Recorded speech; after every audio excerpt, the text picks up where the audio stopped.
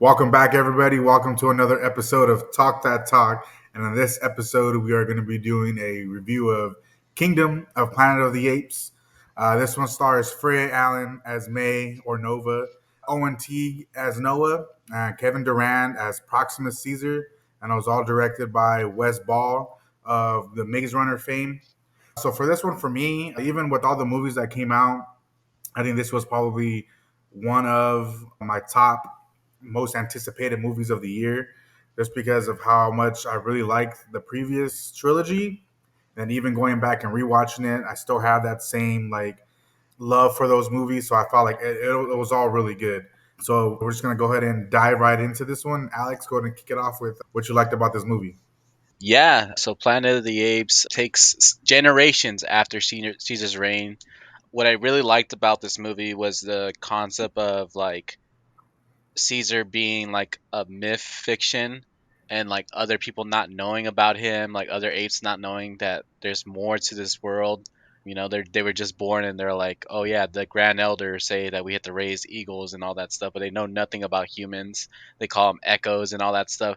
So I thought that was like really good concept to have, like, because in the last movie, War of the Planet of the Apes, where they're like, do you think there's others out there like us? Like, and I was all like, there probably is. Like, you gotta think about it. This virus knocked out the apes, and I forget where the movie's based out of. I think it's like San Fran or something, where you have all these apes at a certain location. You have to imagine the apes around the world, not just right there. The animals around the world that are not getting wiped out by this virus, if they're having a similar effect of like intelligence growth and also like human dying, and then eventually it comes to a point where humans or echoes are from the past. So I really like that concept. I thought Kevin Durant's dictatorship was a really good character. I'll get more into his cons about his character, but I really liked his big speech in the beginning, his intro to his character, his smug attitude and displacement of his power, how he just takes lead of that role with his speech. Like his speech was sort of like, yeah, this is a villain. This is what I wanted from like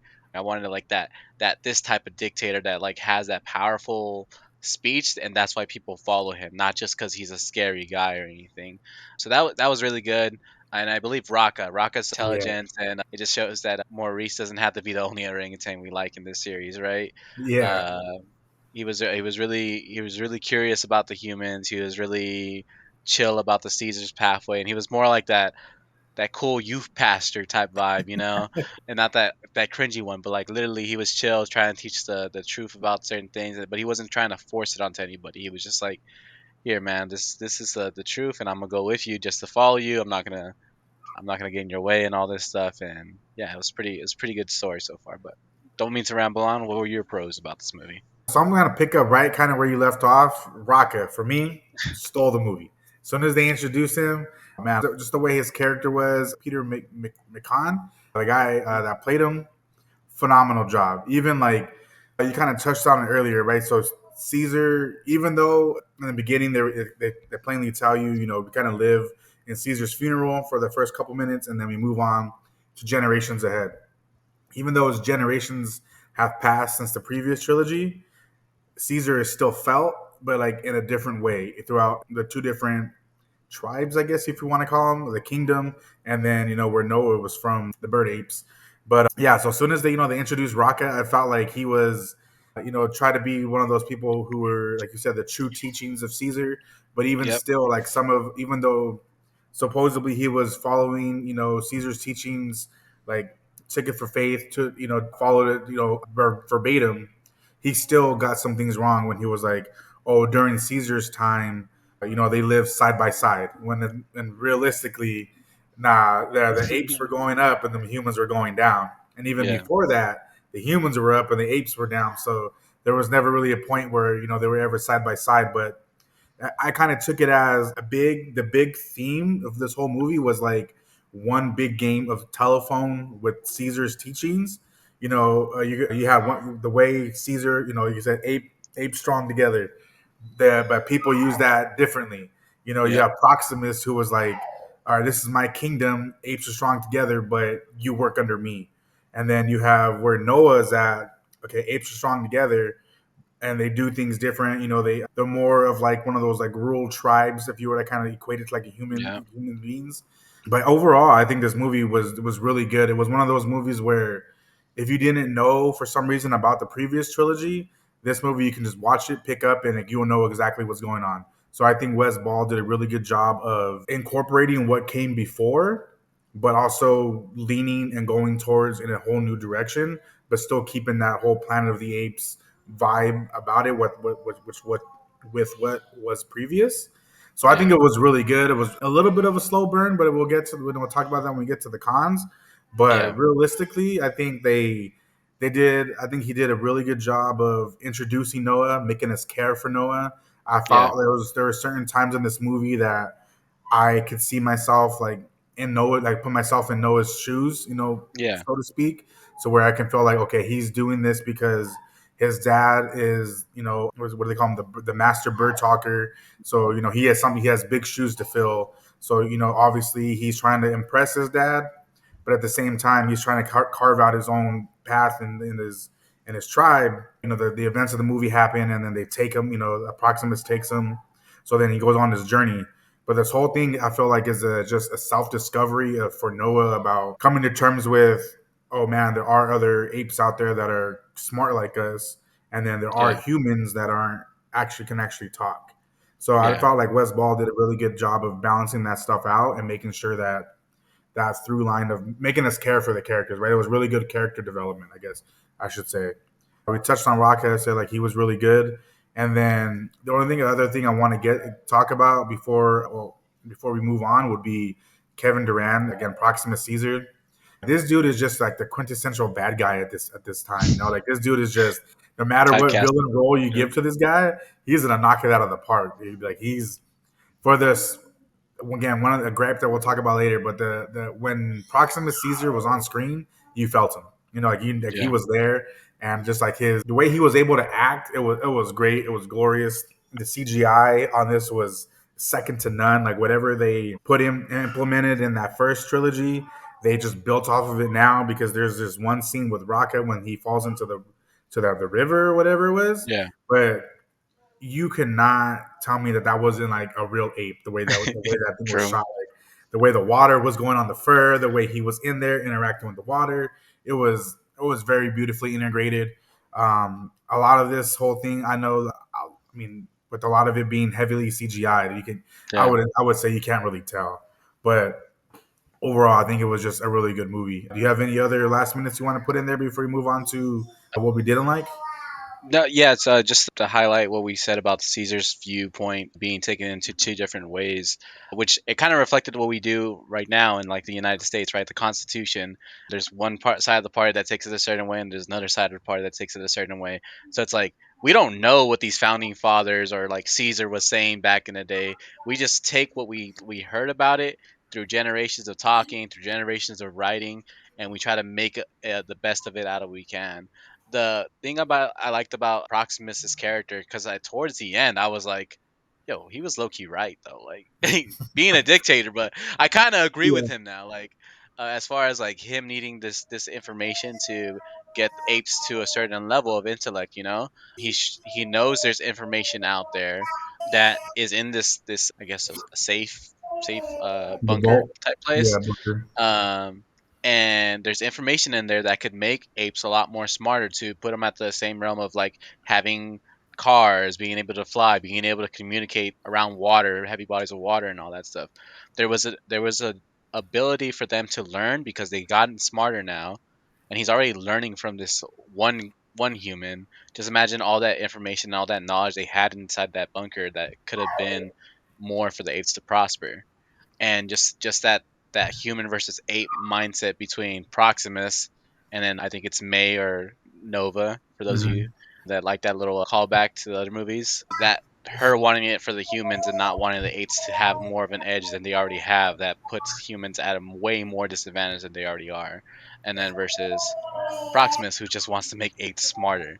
Like he wasn't like, oh, I'm gonna take out all the humans. Like he even had a pet human. He was just trying to make apes smarter. And I was like, you see, he was just trying to developed as a civilization and as a humanity. You always want to prosper. You like now we're on AI, right? So like eventually the apes would have got to AI and they would have been creating their own CGI as far as that. So as far as that, and then Noah's concept of him being like that urban type of non-warrior type of clan, then finding out like his elders were lying to him this whole time, and so he's trying to deal with that. He's like, this is law about like leaving some of the eagle eggs and taking some.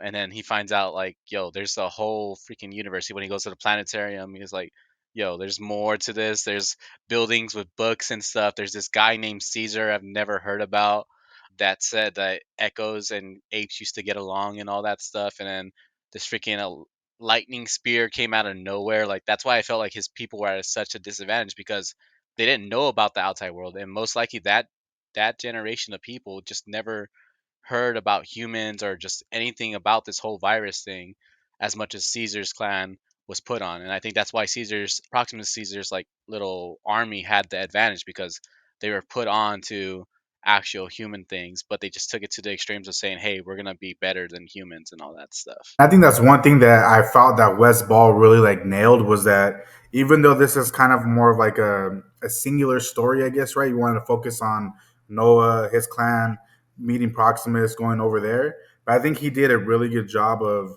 doing a greater world building because, like you just said it, right? Everything was disjointed to the point Yeah, where, like, even though in the whole movies, obviously the last trilogy was Caesar's story, his telling, and everything else. But yeah, then when you get into this one, you can tell how much like that is like just separated. And like even though that was such a focal point, yeah, the apes have like expanded and grown and developed so much to the point where now we get those small pockets of people who are like, oh, I didn't even know Caesar even existed. I just, yeah, this is just what our elders taught us. This is just what it yeah, was. And then even to the point where you get to Proximus in the kingdom, where they take his teachings and they just skew it ever so much to be where it fits to what he needs, so he can get the apes to follow under his leadership. So I felt like it was really good where he kind of put that spin on it where okay, we have this the whole core theme of the first trilogy was all right, Caesar is getting smart and he wants all the apes to band together because apes together can go farther than just one ape. But yeah. now it's like even though they're kind of saying the same words, it's more like no, I'm saying apes are strong together because I need you to be strong because I need to get into that bunker Whole, type of yeah, thing. Yeah, it's more of it's more of a selfish reason than anything else. So yeah, it's crazy how like I like how I don't know if this was supposed to be intended or if it's just something because we're human and that's how it's going to way the work out. But how that there were so many human characteristics within these apes now that is yep, just like they're becoming selfish like how the humans were, and like ultimately that's what kind of led down to the humans' downfall was they were in that playing God type of situation where even though it wasn't necessarily there yet in this movie, you can kind of tell that if Proximus was to keep going, that's probably where he would lead the kingdom to is that selfishness of okay, I got to do what's good for me and no one else type of yeah. thing. But I don't know. Like I said, to me overall, I think this movie was good. So to kind of steer it in the other direction, do you have what are your cons for this movie? My biggest cons was probably Proximus's death scene. We have this history of this year having that repetitive bring in the big bad, give him a big start off, and then killing him off. I would have loved to see him in a couple more movies. Like we don't know if he's dead, honestly, but it's kind of highlighted that he is dead, and I just hope like either he survives or something because he was a really good villain or big bad because I didn't really think he was that much of a bad guy honestly. Like Yeah. the apes he captured, they didn't look like they were in chains or suffering or anything. He was promising them a better future and all that stuff. Just the way he grabbed them was the only difference. There was also the scene in the beginning where that scout that went to go look for the Echo the human that was like stealing their stuff. He ends up taking out three of these Proximus apes, and I'm like, okay, I kind of wish you showed me more apes like that. Like at least some of Mhm. them were trained, or at least showed me that fight scene, Yeah. because it's like you made this guy look so OP for no reason to take out like a couple apes, and then he's like, oh, there's more or There's something, and more. then he dies, and then you go to the village where all the village is getting basically whooped by these people, with the spears and all that stuff, the lightning spears, and then you're like, okay, you guys were not prepared for any type of ambush, any type of anything. Like, you, this is the first time you guys are reacting to aggression from any other tribe, any other species, which kind of annoyed me. But it's like, like, if you look at it in the colonizer versus, what you call it, indigenous standpoint, like, the indigenous weren't on the same level. They're just used to looking for birds and stuff, like, Yeah, as far as that. And then you have this colonizer, like, army, like, coming through. Like, yeah, you're gonna get smoked hands down, but it just didn't make sense to me to have one soldier in your whole colony yeah, and then kill him off like that. And then Raka, I kind of wanted Raka's presence more felt, and I would have appreciated Caesar's viewpoint of Raka's understanding of humans and apes being together, to have more than just two apes in the whole movie knowing about that.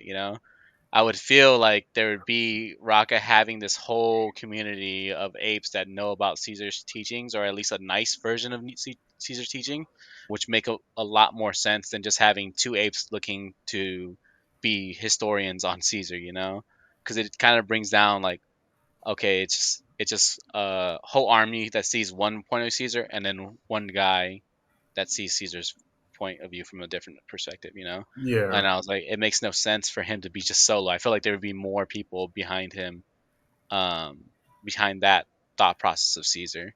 And the biggest, I wouldn't say the biggest, I just didn't like May's character. I understand her viewpoint. I just didn't like the way that she was, like, crawling on all fours. When we find out at the end she's like a full on human that's smart as hell. yeah. I Normal. was like, you didn't need to do all that. You haven't been in the wild enough to be walking on all fours, looking scared at apes that talk to you. Like, I feel like you should be used to this type of environment by now, but not to a point where you're acting like you're Tarzan out here. And then just her betrayal of, like, humans and everything. Like, you just felt like maybe this is the true villain of the story, which is a pro and a con for her. But it just, like, throughout the movie, I was like, I do not like this character. This character is just, it's not working for me. And then the ending where she's holding the gun, and I'm like, see, like, you have no reason not to trust this guy, Yeah, he and helped you out the whole time. he has every reason not to trust you, and you're still, like, about to shoot this dude if he, like, snarls at you or something. Like, and it made no sense. Yeah, I didn't like her character. That's, like, one of the biggest cons I have for this movie. But Yeah, what so about you? I'll pick up right there because that she's actually one of, I think I only have like three, but she's like the main one that I had the main gripe for everything you just said, right? Like her whole character was just like, I mean, I guess as the movie progresses, like you kind of see why that she's doing the things she's doing, but like you said, there why if they're after her, and so the movie sets it up, where Proximus is after her, but why would they be after her? Because she can't talk supposedly in the beginning. Like there's Yeah, nothing. They don't give her hints of nothing, and then it goes shifts right into her being able to talk, and she's smart, and she's more intelligent than the rest. So with that, throughout the whole movie, I was, I don't want to say distracted, but it kind of threw me off how they're setting up the humans to be the lesser species right now, yeah, and every other human that you've seen were in cloths and barely, any covering up any of their body, because they're like very tribal, they're very, early, human stage of development. yep, But then you have her who's supposed to be the same thing, and she's in t-shirt and jeans. So like I felt like that threw me off. Like I was like, what the heck is this? Like her hair is brushed. She has a t-shirt on. She's in jeans. She has shoes. Like yeah, she looks nothing like the other humans that they're just like they're showing. So mhm, that was a big like I think that was a poor choice. Towards the end, you find out, like you said, that she's intelligent and she's part of another group of humans who haven't been attacked by the virus, and they kept their intelligence. So it yep, kind of makes sense why she's dressed the way she's dressed. But if you're gonna try to introduce her as being just like one of the echoes that don't know anything like a human, make her yeah, dress like it at least, and then later on be like, do the bait and switch, and then find out she's intelligent. But then yeah, like towards the whole third act when she, I don't want to say betrays Noah, but ultimately like kind of turns on him and only looks out for herself. I was, I was again West Ball. I was like, man, this is that's definitely a human move to do is to, you know, screw you apes. I'm out of here, and I got what I wanted from this vault. And you get out of your situation the way you get out of your situation, but I'm out of here. Yeah. But yeah, her character was just like I said. Maybe you're right. Maybe she's supposed to be the, or at least the humans overall are supposed to be the big villain this trilogy. But we'll see. I mean, but her character, I didn't really care for. The other gripe I guess I had was I think this movie was just a little bit too long. It wasn't. It never. I never got the feeling of like any scene dragged on or anything. So I don't really necessarily know what they could cut out. But I do feel that if they probably could have been condensed just a little bit. Not to say that like it hurt like the movie or anything because I felt like it needed the extra time to tell the story. But yeah, it was just a little too long for me. And then the third thing that I had, I would say like you kind of mentioned it already too was Proximus. He kind of got introduced way too late. I think his presence was kind of felt with the apes that he sent out Caesar there, logos. his hunters and everything. So his presence was felt a little bit, but I felt like they introduced him a little too late. And then like you mentioned it as well, he fell victim to that villain of okay, here's your big bad villain, the one you've been waiting for our movie. All right, now he's gone, and that's it. Yeah. And they throw him over the cliff. So I think he kind of got the Koba treatment in this one, where his death's supposed to be like very very ambiguous, to where it's like he could survive that fall, but we'll see if Yeah. we want to write him into the next movie. So it's like one of Yeah. those things where he's probably dead, but that fall may have not have been as bad, so where he can still kind of show up. So Yeah. for how Kevin Durant acted and portrayed him, I feel like they kind of let him down by killing him off like that because he's a very good actor. He's a very talented actor. So for him just Yeah. to come in, be in this movie for like an hour and then be gone, kind of sucks. But before we move into the ratings, do you have any final thoughts?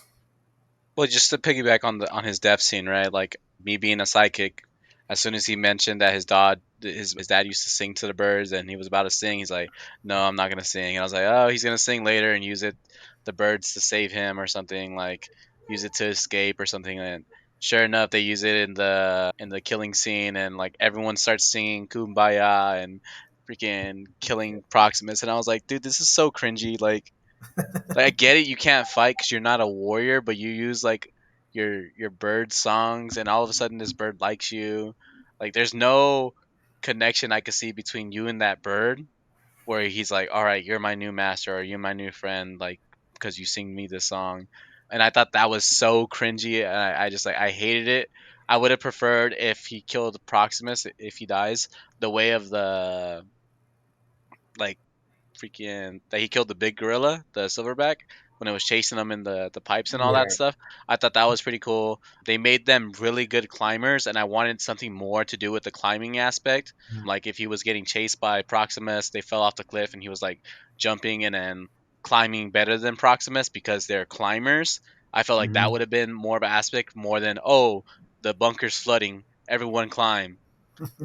Like you did that whole beginning scene of him being an amazing climber. The only one that Uh, gets that nest. yeah, and then like you don't really use it in the movie except that oh we need to get to the bunker from this point of view, so I'm a good climber. Oh, Yeah. we need to get out of the bunker. I'm a good climber. I was like, no, you needed to use that more in a fight scene. It would have been better. Or even like if they would have made like a Black Panther scene, like is this your king type thing, like where he finally learns how to fight or something. You like give him something to develop on where he learns how to fight because he learned how to build the lightning spear himself. Like Yeah, he give him fixed it. give give him some like intellectual thing where he picks up on certain things or he like over analyzes like the way they fight and all that stuff. Uh, to give him an edge rather than freaking hey Pidgeotto, I choose you. Like it was so stupid to me. I was like, dude, this is so cringy. But I think that's the last of my cons. Everything was pretty good. Kevin Durant. I didn't hate Noah's character. I just hated how that ending really, really felt short for me. Yeah. Um, but I'm really excited for what they're gonna do with Planet of the Apes. But Yeah.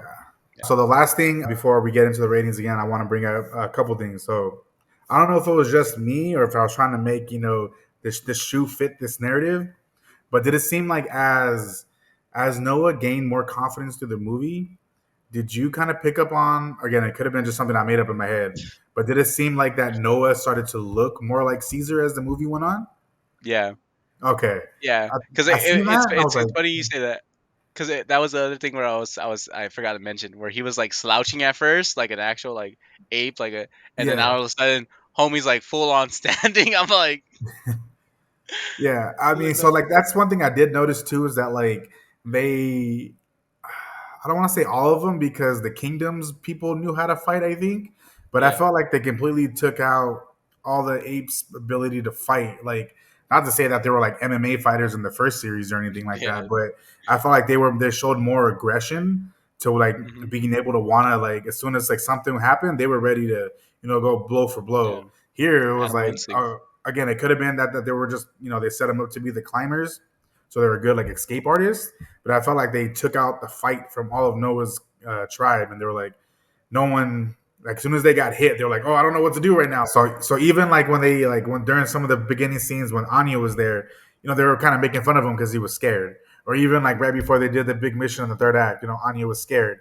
So I feel yeah, like they took out all the fight from Noah's people. So I don't know. It was yeah. really weird. And then the second thing I don't know if it was intentional or again if it's just me drawing dots to stuff that's probably not really there. But the big silverback, I felt like they made that one look more like Michael Clark Duncan's version from Tim Burton's Planet of the Apes movie. Yeah. So his whole thing, I got like Michael Clark Duncan vibes throughout the whole movie. Yeah. So I don't know. That was good though. I guess that was just positives. So with all that being said, though, what do you go ahead and give this one as a rating? As a rating, I think it's gonna be one of those movies that leads into something else. If they do bring back Kevin Durant, like Proximus is not dead. I don't know if you saw the end credit scene with the whole orangutan sound. So Rocka might still be alive. I'm not saying it is Rocka, but it sounded like Rocka's growl on the radio. So potentially both of them could come back this next movie. So the expansion of this whole world, new world, callbacks to the old movies as far as like the underground and all that stuff, potential nuke of the planet and all that stuff. Hopefully they don't do the time traveling thing. I really don't want to see that in another series. I would rate this movie as a 7. Still lower than Godzilla X Kong, but it's still up there. It's just the ending fell short for me. Probably even a 7.5 if I'm being honest. It was a really good movie. I really liked the concept. I really liked the characters. It's just the ending that fell short for me. So it's no real complaint. CGI was good, all that stuff. So I think for me, for being my most anticipated movie, I think of the year, I think it's gonna kind of favor it a little more. Godzilla still holds supreme for me right now. I just had more fun in that movie. Like I Yeah. think this was a better told story and Yep. better visually. This thing had a lot Yep. of things better than Godzilla, but I just had more fun in Godzilla. That's why it got the Yeah. 8 that it got. And then knowing that, like you said, this is gonna obviously the first movie of this trilogy, so it's using it to set up. I guess it was announced a couple days ago too that they're gonna try to make 5 more movies. So Yeah, dude. you have this trilogy and then possibly another trilogy after this. So it's setting up a lot. Again, like, it was a little too long, but obviously world building for having to make up time for the previous trilogy to this trilogy, having that Yeah. connective tissue. CGI was amazing. The acting was even better. For that, like I said, even though I didn't have as much fun in this one as I did in Godzilla, I'm gonna have to give it a 7.8 overall. I think my second Yeah. highest for of all the movies that we rated so far. I don't think the things that I disliked brought it down too much to be kind of near where we were with the other movies, mainly Yeah. because of how strong the storytelling was in this movie. I think because of how well put together the story and the screenplay and everything was for this, I think it just carried it out. Even though the ending kind of fell a little flat, but everything else that went up into that part, I think it really carried this movie. So a solid 7.8 out of 10 for me. Yeah, and then just a quick like comparison between the two movies since we're talking about them.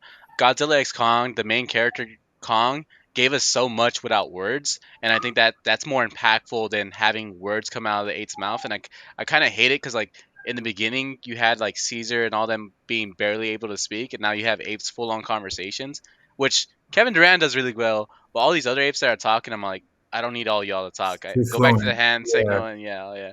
Just to compare the two main characters.